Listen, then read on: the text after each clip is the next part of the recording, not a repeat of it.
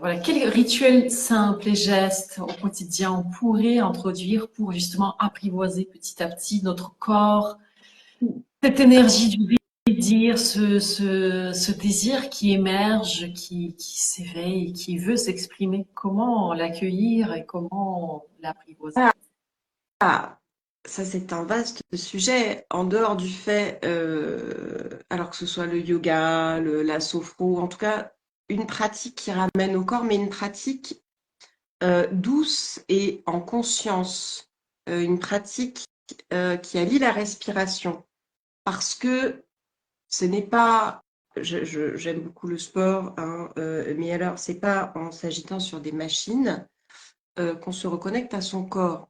En partie, oui, en partie, mais ça n'est pas dans la conscience du soi. Parce que quand j'ai la conscience du soi, c'est pas seulement c'est justement pas le corps, l'apparence, comment dire, on dissocie le personnage que l'on est du soi, quelque chose de beaucoup plus grand que soi.